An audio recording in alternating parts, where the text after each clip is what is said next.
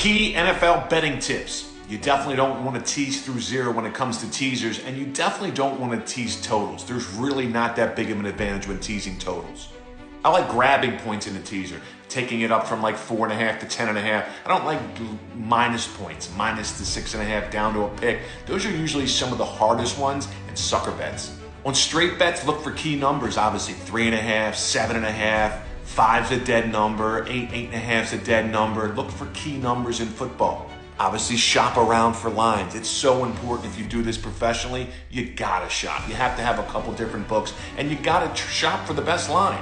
If you can get 3.5, the other book's got 2.5, and that's what you want to settle for, you're gonna lose out in the long run, and you could lose thousands. Don't put such emphasis on what the public's betting, the betting splits and the percentages. The public's won the last couple years. In fact, 28-16 against the spread when the public was on 75% of one side last year, and 32-28-2 the year before. So don't put such emphasis on what the public is betting. But on reverse line movement, that's key. Don't get cocky and arrogant just because you win a few games in a row, or you may win a week or two in a row. Don't get cocky and arrogant. Let's say you sweep the board 4-0 on a Sunday. You don't have to bet the Sunday night game.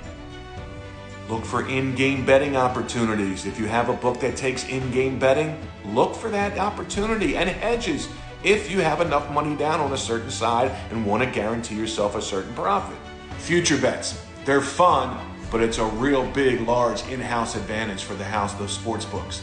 They're fun, but I wouldn't put your money, and you have to put your money out there for a long period of time. Respect some underdog moves. When you see big line moves, especially on underdogs, respect those line moves. Favorites, not so much. Favorites, when you see a favorite being bet up from 5.5, and especially on game day, those are usually public bets.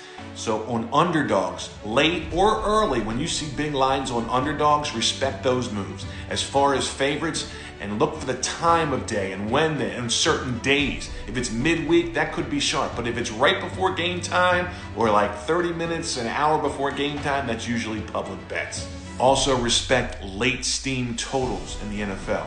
If it's 1 hour before kickoff and you see a line go from 37 to 38 and up to 38.5, those are usually sharp. During the week, not so much. The biggest tip I could give you out of all this is to really watch out and respect underdog moves. The public doesn't like to bet underdogs. They're scared to bet underdogs. They mostly are on favorites. If you see an underdog move early or late, it's usually sharp. If you have any other betting tips for the NFL that you'd like to share, put it in the comments. Let us know.